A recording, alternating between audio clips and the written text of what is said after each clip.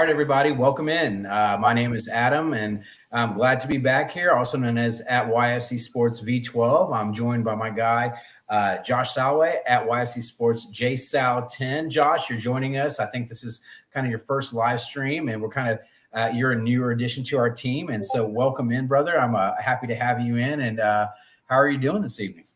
Good. I appreciate it. Yeah, looking forward to talking through this Euroleague slate. So.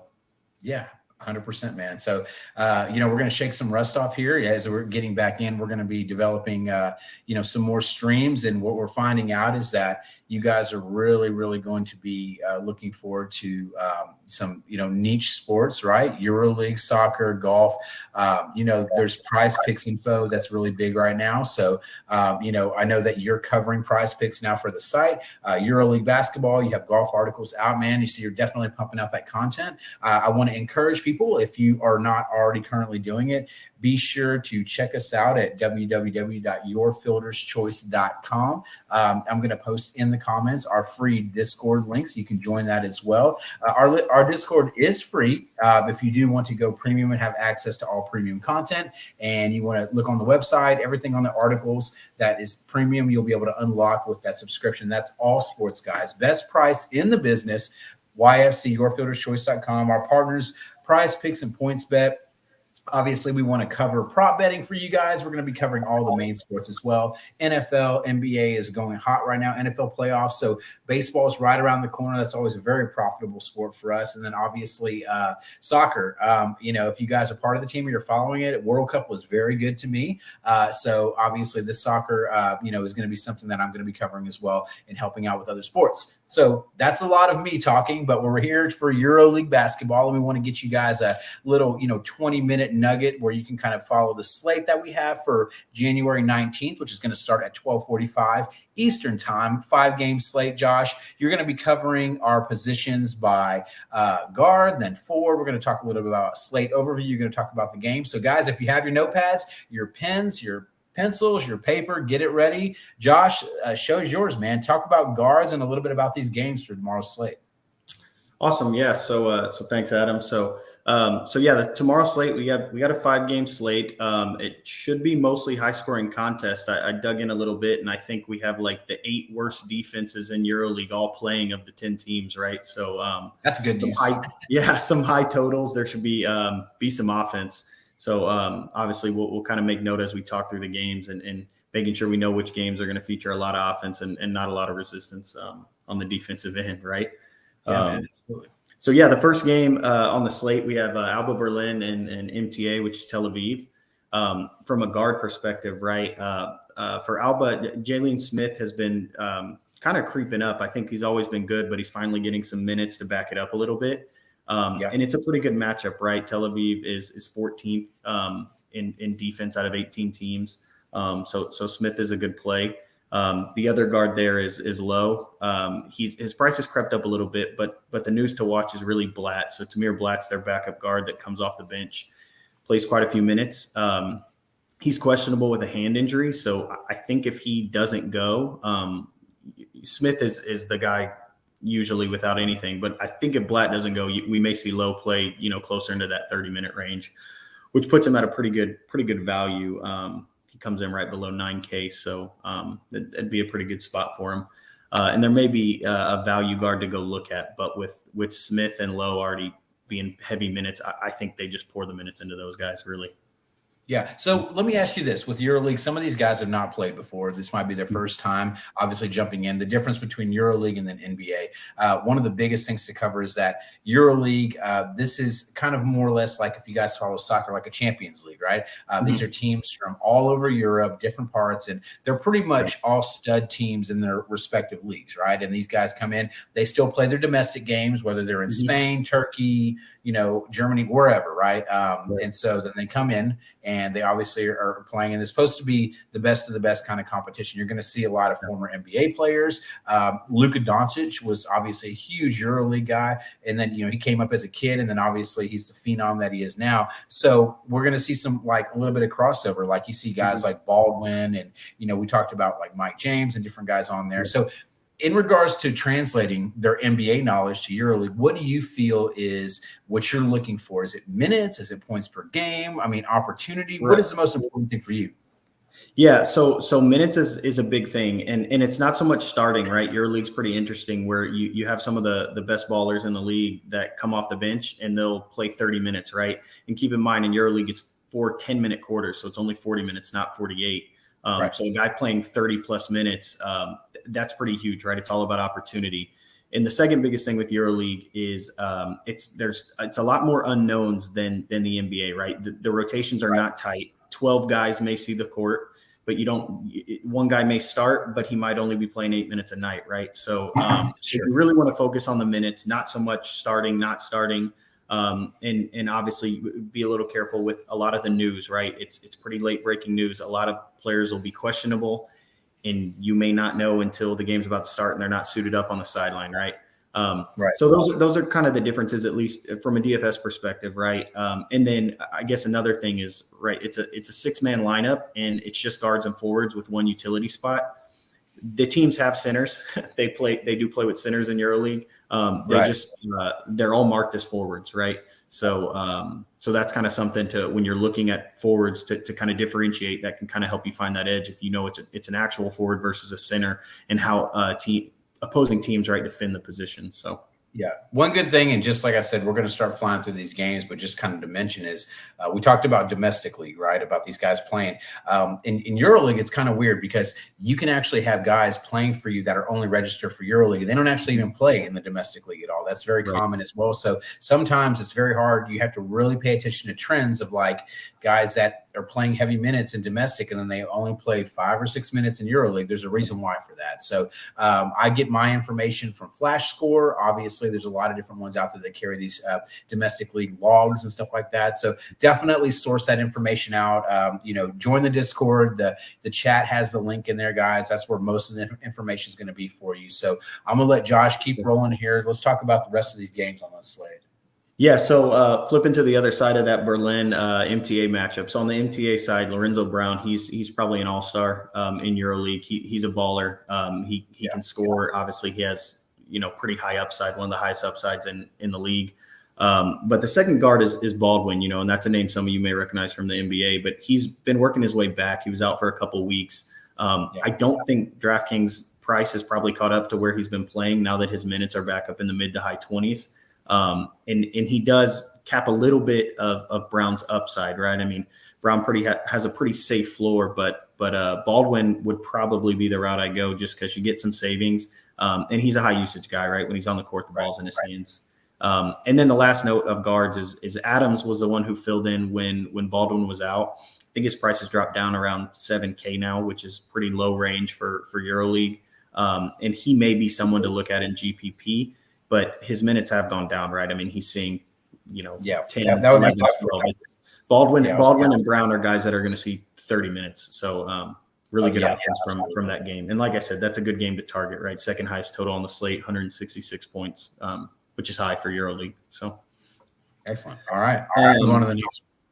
Yeah. So the next game, we have AS Monaco against Fenerbahce or FBD, and that game should also be pretty good. These are actually two really good teams. They're both 12-7. I think FBD is favored by 4. It's probably just because they're at home. Both teams are good. It's got an over/under 161, so still a pretty high over/under. That's more so because it's pretty good offenses. The defenses are not great, but pretty good offenses in that game. I guess on the Monaco side, right, you got Mike James. Mike James has been doing it for quite a while in EuroLeague. He's been a baller there for quite some time. He's probably going to play 32, 33, 34 minutes, right, as long as this game stays competitive. He's a good play. The other guard who actually has been making a little bit of noise that I like is Akobo, right? Akobo's come up a little bit, and he's a little younger, and he's a baller. But the biggest news probably to watch out for is Lloyd traveled with the team. He hasn't played in a couple of weeks, but he did travel. It sounds like he's going to play. So we don't know what that means in terms of minutes. I don't think he'll get a ton of minutes right away. But it probably is a slight bump down to Akobo. I think Mike James is pretty safe, right? He's their guy. I agree. That's probably the one thing to look out for. So it sounds like Lloyd will play, but we'll have to wait and see. But yeah, and then on the FBD side, right? FBD has Kalathis. Kalathis is an interesting player, and he can, be a top player on the slate and only score 8 points, right? He rebounds, he gets assists, he kind of does a little bit of everything. He's often a guy I like to pick on in price picks because they usually set his points, rebounds, assists total a little lower than it should be since he kind of stuffs the stat sheet. But he's a guy that can really play. But I think from the guard for that game, if you're looking at FBD, is probably Scotty Wilbekin. He's back. He played in the NBA. Right. He's a baller, and his minutes have gone up, right? So I'd take some of the savings, and I'd play Wilbekin as well. They do have another guard, Guduric. He's a guard in DraftKings, but I think he actually plays small forward. He's a guy that can get hot, right? He comes off the bench and he can score, so maybe more of a GPP play, but he does have pretty good upside for the position. But yeah, I like Wilbekin from this game quite a bit. Yeah. One thing that you mentioned with is, and I don't know if it's Kalathis, but and Mike James, I think that when we're looking at these game logs and everything, we're like, okay, well, what is, what are the kind of players that we're looking for? And I love that you said stuff the stat sheet, because guys that are scoring dependent, like your Rodrigo Boubois and those guys like that, those are scorers, right? And if they're not hot and they're not hitting, knocking down shots, they're not really returning value. James and Kalathis, their usage is so high that, you see, on Mike James, Kalathis is pretty much just like a triple-double threat all the time, right? Like he's like if you guys have been playing Euroleague a long time, like Alexei Shved, like he's a Euroleague monster, right? Probably couldn't make an NBA team, but he could definitely – he's like the guy smoking a cigarette while he's playing basketball over there. But, Mike James doesn't actually have – he has some big scoring games, but he also has a game where he had 26.75 DK points. He had 31 minutes, only 3 of 5 shooting, but, 7 rebounds, 7 assists, 8 points. Like, the guy can definitely get there in multiple ways. So I think when you're looking for players to play, definitely that is something to highlight as well. So yeah, right, and your pay-ups, right? Your pay-ups, you want to have that safe floor. And we mentioned a little bit of the volatility with Euroleague. So if a scorer comes out and he's not hot, he just won't play all the minutes, right? That's just how it is in Euroleague. So yeah, all right. So awesome. Moving on to the next game, we have it's Panathinaikos, I believe. It's the PAO. It's the team from Greece against Virtus, which is a team from Italy, Bologna. And this game has the lowest total. It's 158, so it's not super low in EuroLeague standards, but it's a little bit lower total. Not that the defenses are good, but these are two of like the bottom 5 offenses. So it may just be a little bit of a struggle on both ends of the floor. Virtus is favored by 7 as well, so there's a chance, right? The game could get a little bit out of hand, but I don't know that that'll happen. Virtus is only 5-5 at home, so they're not like a dominant home team. But from this game, right? This game features forwards from both sides that are pretty dominant. There's not a lot of guard play here that is too dominant, right? For PAO, for PAO, you got guys like Walters, who's back. He's their highest price guard at 7.9K. That's pretty low. And he's a guy who he should get the minutes at guard, but he probably won't. He's not going to take you soaring high, but he's not going to let you down either. So it's a guy you can play. Paris Lee is a guy who was, I think, in the NBA for a year or two. He's someone that when he's on the court, he doesn't usually start, but when he's on the court, he shoots the ball a ton, right? So if he gets hot, he can be a good player. And 7.5K is not bad for someone that carries that upside. Right. Yeah, and then on the other side, right, they have some guys like Punica, who I think they list him actually as a forward, but he plays guard, so that's another reason they're pretty thin at guard. So yeah, I wouldn't look too much into this game from a guard perspective. And same on the other side with Virtus, right? Teodosic is probably the only guard that you would look at, but his price is too high for me in this matchup. There's just some other guys I like more for once you get into the 10K range. He also is a guy that comes off the bench. He does play a lot of minutes, so the minutes aren't a worry, but just probably some other. Yeah, I was just saying, I think this one from a guard perspective is kind of a no-go. And even, kind of going into the next game, you got Barcelona and Baskonia. Like I said, that's another tough matchup for guards, I think, right? Yeah. Well, and I will say the one thing with that game, right, it's a high total team, not great teams. But Baskonia is 8-1 at home. These are two good teams, 12-7, 11-8. So this should be a close game. But I don't know how much scoring there's going to be, right? Barcelona is actually the best defensive team on the slate. They're the fifth best team in points allowed. And then on top of that, you have Henry and Marcus Howard for Baskonia, who are both questionable, right? So we don't know if they're going to play, right? If they don't, it leaves a lot on Thompson. He burnt most of us last week. So it's one game there, right? I think the one thing to note is if Henry and Howard are ruled out in time for us to have that news, then you find some value there. I don't know that you necessarily go Thompson, but you have value, right? Diaz has started last game. He's a guard that you can look at that's dirt cheap. Marinkovic actually listed as a forward, but he plays guard. So something to keep in mind there. And then on the other side, I guess if you look at Laprovitola, but he's a little bit overpriced, right? His price has come down. Barcelona doesn't play with a super quick pace. So there's not a whole lot there. Last note in that game, Satoransky is traveled with the team. He's expected to be back. He was playing pretty well before he got hurt, and he only missed like a week, so it wasn't anything super. If he's back and he gets his healthy minutes, his price is pretty nice. It's a pretty nice price point there if you do want a piece of this game. Yeah, I agree. And plus he's a pretty good NBA player, definitely can do a lot. He's not like just a scorer, not just a distributor. He can kind of do a little bit of everything. I remember seeing him play in Washington. So, definitely like the name. I don't love the matchup here. So I think we might be looking at more of a forwards matchup. So you have the late hammer, 2:45 Eastern. So let's talk a little bit about that one before we move to forwards. Yeah, so that's Partizan and Valencia. This is the highest total on the slate. This is the last ranked defense and the third worst ranked defense. And both are top 10 offenses. So I think there's going to be a ton of points. This is another game where some of the forwards and centers are pretty dominant. But I want to point out probably my favorite value play on the slate is Avramovic for Partizan, right? Partizan is they don't necessarily have any injuries, but they've kind of been playing a little bit of a wheel with guards and who starts. But he started the last 3 games. He's playing 20 plus minutes, and he's pretty cheap. I think he's in the 5K range, and he's put up 20 DK points back-to-back games. And his domestic league game, they played a game on Sunday, and I think he played 20 minutes there as well. So he is someone that I like as a value play. They list Exum as a forward, but he plays guard and he takes minutes, which is probably why there's not a lot of guards there. And then on the Valencia side, right, they were missing all their guards last week, so there's a lot of value. But most of their guards are back now, right? So Jones is a player I really like in this game. He's the main guy but he missed last week, but before that, I think he had to run off like 2 or 3 games in a row of like upper 20s, 30 DK points, and he's in the 8K range. I think he's too cheap for a really good matchup.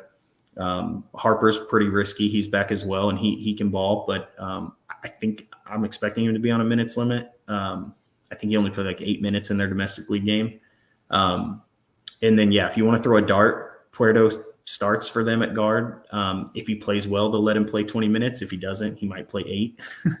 That kind of sums up the guard play, especially from that late game. But it is a good piece. I was going to say, my guy, Sabi Lopez Aristegi, like he's not value anymore, man. I was riding him, and he just kept, exceeding value. He was nice to play, but it was injury related, obviously. Now he's probably a little bit too expensive with all the guys that are back. So and his price right at 7.6K, it's not bad. I mean, he can go get you 20 DK points, and I guess one kind of thing to note. A lot of times, what we look for is like 3 times is kind of what you're looking for from the value from your guys, right? So Lopez can go get you 20, 21, and you're kind of right there where you want to be. But it's hard to tell with the Harper news. I don't know how much minutes he's going to get. Like I said, if Puerto starts and he gets going, they let him run a little bit longer. I love Jones from this game, and everyone else feels a little bit risky. All right. Well, let's move on to forward. I know we've obviously talked about the games that we like, so you're going to highlight some plays for us from there. So just go kind of game by game. What are you looking at it for? Yeah. So in the first game we kind of talked about, the Berlin game versus MTA, right? Bonzi Colson is a name that most of you maybe have heard probably from college and maybe in the NBA. He has been on fire, and his price has now crept up to the 10K range. I'd probably stay away. I mean, the matchup's not bad, but his price is up because he had 2 really good shooting performances. I don't think he's having like a 12 of 13, 7 of 13. Yeah, I don't 29 points last game. That's crazy. 53 DK. So yeah, I mean, you're talking about a guy who was probably averaging like 15 to 16 DK points a game, and then all of a sudden he's 10K. Yeah, so I think I wouldn't fall into that trap. I'd probably actually play Josh Nebo there. He's actually a center, but he's down close. I think he's 8.1, 8.2K. He has a good matchup, and he's one of the more consistent players in EuroLeague, right? Like he may not go get you 30 plus, but it's a pretty steady bet for 20 points, right? And he's got a good matchup. There's a little bit of Thieman's questionable in the front court for Berlin, so they struggle a little bit defending him. So I like the play there. And then I guess the last note there is probably Jerome Martin comes off the bench, super volatile, super risky, but he's got talent. So if he gets it going, then he can play as well. But they've really been feeding minutes to Coulson and Nebo, and then Sorkin is another guy that takes minutes, but I'm not too interested in him. Yeah, I like that. Nebo's definitely a good forward player. So. Yeah, and then on the Berlin side, right? So I think Thieman's questionable. So once again, we don't know if he's going to play. If he plays, he's a good play. If he doesn't, maybe it's a bump to Lammers, right? Lammers is a center for them. But I'm probably going to stay away because I think Berlin plays a little too much roulette with their centers and their big men. If you want to take that gamble and Thiemann is out, I think Lammers is a good play, but that's a risk you guys can take. And then Sigma's someone to note, right? Sigma's a guy who he's pretty consistent. He's pretty solid. He another guy, we talk about stat sheet stuffers, right? I think he averages like 9 points, over 5 assists, over 5 rebounds. So he's a pretty consistent guy that you can play if you're looking into a piece from this game. But I don't know that I feel like you need to get any forwards in from Berlin in this game. Yeah, for sure. Zeusman actually used to be guard eligible. I was looking at guards that used to be forward eligible. There was Nunnally from that late game, but Zeusman used to be guard eligible here. But he kind of plays as a distributor, kind of small forwardish. So he's definitely. I mean, if he was in there, I don't think it's bad for that price. I think it's a decent cash play. So yeah, and I'd keep an eye. He did play in the domestic league game, but he did pop up with questionable with a groin injury. It sounded like he was maybe more likely to play, but once again, this is going off the best EuroLeague news we can find.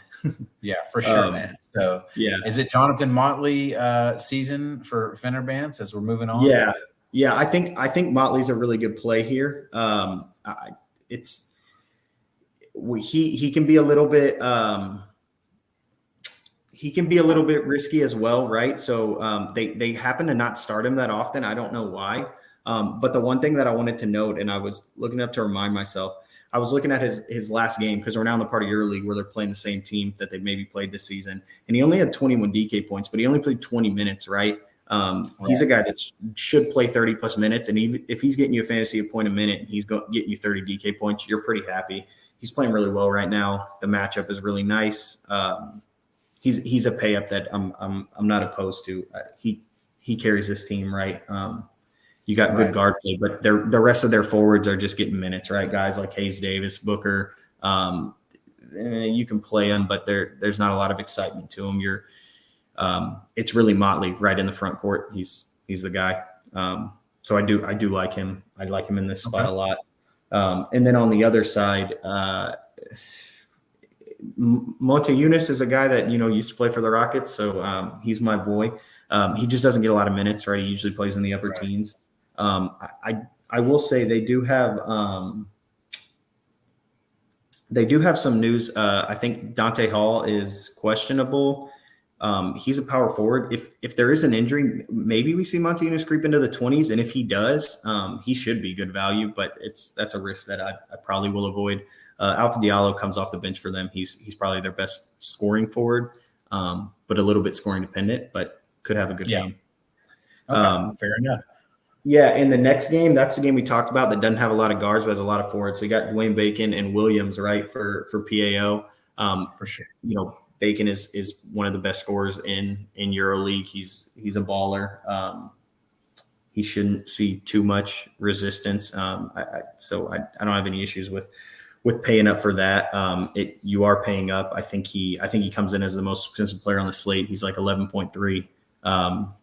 So maybe I like some guys in the 10K range better, but he could break the slate, right? I mean, he can go for 40 at any time.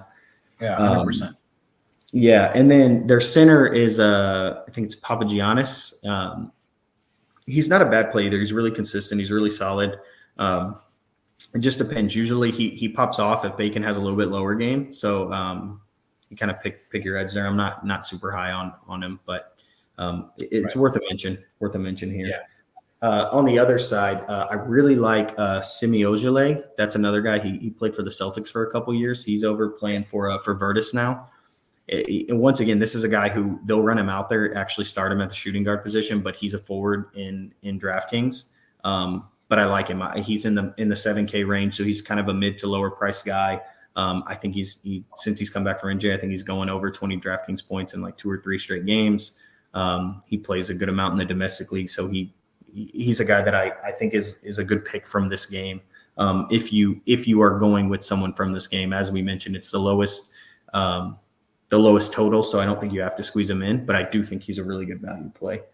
Yeah, Shanglia used to play for Baskonia for so many years. I think he's probably getting up there in years because it looks like he never played a lot of minutes. He was a great point per minute producer, but it looks like on this team he's got a lot of competition. I mean, Jordan Mickey at 6'6". I mean, he's nothing necessarily to write home about, but he used to be an absolute stud. I mean, he was a 10K player back when he and Alexi Shedd played together. So, I mean, they have a lot of good forwards on this team. Yeah, and that's the thing, right? A lot, and so the minutes stay pretty low. Right. They'll start Shangeli and he might play 23, 24 minutes, and he may lead the team in minutes with only 23, 24. Virtus plays a lot of players, so it's something to kind of keep an eye on. The last mention, Jaita is the center for Virtus. He's had some pretty down games, but I will say when they played PAO, back in November, he did have 36 DraftKings points. He popped off for 20 and 10. So he has it in him, and it's a good matchup, but not something that I would jump all over just from that previous good game against this team. So yeah. So let's talk a little bit about Barcelona and Baskonia. I know Baskonia's got their hands full, man. Mirotic and his guys, Vesely and Kalinic, they have some amazing big men on this team. So yeah, and I guess the one thing with Mirotic, right? He was, we remember when he was playing in New Orleans. I think he played with Milwaukee, so that's a guy who was a journeyman in the NBA, and he's over here now, and he can still ball, but I don't know what the coach won't play him more than 20 minutes. You've got upside, but at 10K, I'd rather take a guy that I know is going to get 30 minutes. Minutes equals production, right? That's the name of the game. But he's a GPP play for sure, right? Because he can, if he gets hot, right? We've seen it. He can ball. Vesely is the center for Barcelona, and he's one of my favorite players on the slate. I think he has a really good matchup. He has a really safe floor. He's under 8K. He's going to get 25 minutes, and it's like I said. I think the matchup was pretty good. Baskonia doesn't really have big guys. I mean, Kotzer or Enoch or whoever they're trying to run out there at center. I don't think they're going to be able to hang with Vesely. So I do like him. And he did go for 30 DraftKings points in their game as well. So he's a player that I don't mind at all from this team. And then value play, you got Kalinic. Kalinic like leads this team in minutes. Sometimes are a little bit empty, but his price keeps him in play, right? He's under 7K. And he plays, in the upper 20 minutes most nights. And so he can be good, right? So if you're looking for a guy like that, he's there. And the last thing is a guy that I know you like, Adam, which is Abrinas, right? Played for the Thunder a little bit in the NBA. So he's back, and he's starting to creep up there into that solid rotation with minutes, and he's still pretty cheap. So he's another good play in this game for that team. Yeah, if he hits some shots and doesn't pick up a ton of fouls, if he can get in that 20 minutes at 5'5", sign me up, man. Yeah, and back to one thing before we move to this last game, but yeah, I agree. Vesely has been a mainstay for a long time in Euroleague, always been a big center presence, and he absolutely dominates whenever he is in a matchup against a really bad defending team against big men. And that's exactly what he's in. I mean, you can look at, Baskonia is not great. And then the last time he played one before Baskonia, Panathinaikos, they're like 13th, I guess, against his position, maybe worse than that. But, he also went for like 30 DK in there. So, yeah, I love him here. I love the price. It's a great call. Let's talk about this last game here. It's another good matchup. Yeah. And I guess I will mention too, on the Baskonia side, there's not a lot of interest. There's a lot of mid-range guys in the forward position. You're right. Your choice if you want to look at minutes, but not a ton of interest there. Okay, So in the last game, this is where we got Partisan, and Partisan's got some ballers, right? So Lessort in the center, he's probably an all EuroLeague type player in a good matchup. Really no reason for him not to be the guy, right? 10.3K. I like the price. He's going to play 30 minutes. It's hard to see him not having a really good game. I think he went for 41 DraftKings points last time against his team. Punter is another guy that I like. He's up to 9.5. So the price is not, he used to be in the upper eights, but he can get it going a little bit more on the scoring dependent side, but he's a baller. He's really more like a shooting guard, small forward, but he's marked up as a forward, but he's good and he has a good matchup. And then the last one I want to mention is Lede. He used to be a baller in the last 2-3 games. He hasn't started and he hasn't seen a ton of minutes. So I'd probably stay away for now. If he works back into the starting lineup and gets back to what he was doing, we can look at him next time. But for now, I think there's a little bit of risk involved. And Papa Petru is a GP guy you can go play, right? He can pop off, but he also could be in single digits. But a lot of good options in this game. I'll talk about the Valencia side now.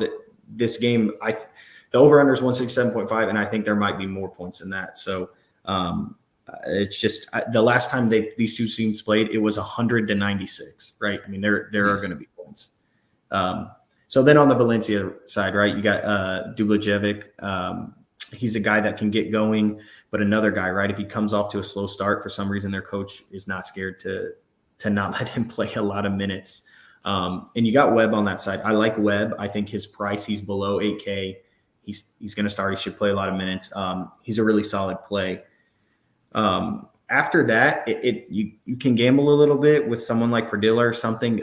They are missing Rivero, who's their starting center. He's been out a couple games, and I haven't really seen anyone really take a big boost from him being out. So it's not something I'm too looking too much into. Well, let me ask you this. I mean, I'm looking at Alexander down there. 5'6", looks like he's gotten minutes the last couple games. I don't know if that was more injury related. I have to dig into that more, but he seems like, a pretty decent return. We're talking about cheap guys here, and you talked about it. I don't think positional swapping is really going to affect him with Rivero being out. But if it's minutes, how it is with Euro. Sometimes they'll play smaller. They'll give other guys minutes, give them opportunities.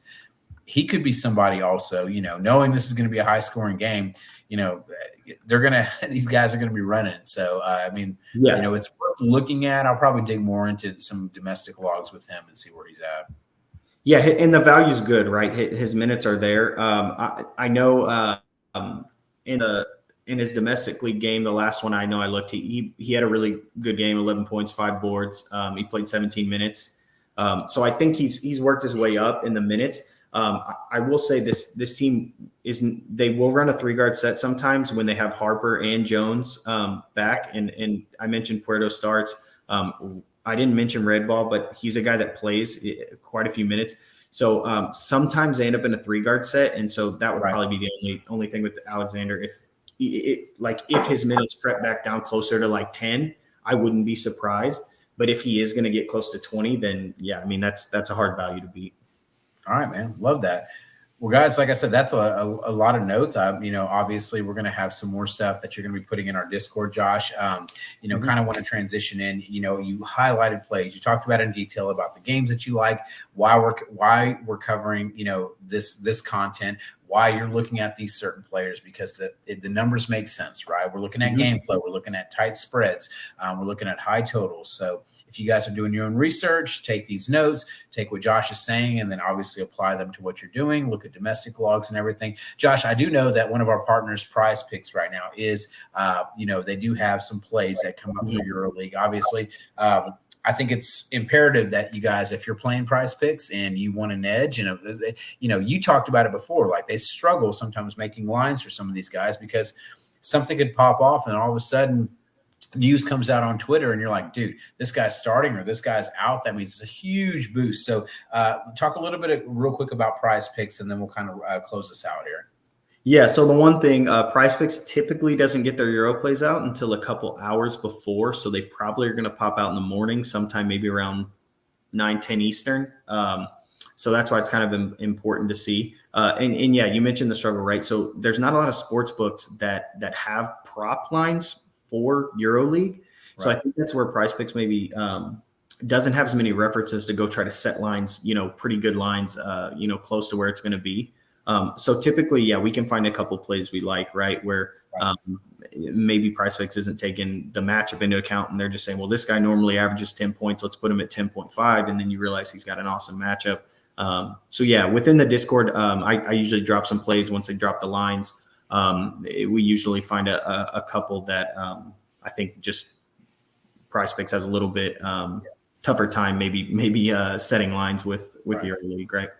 Yeah, man, 100%. So, guys, like I said, you can use code YFC right now. If you sign up for Prize Picks, you're going to get some deposit match bonuses.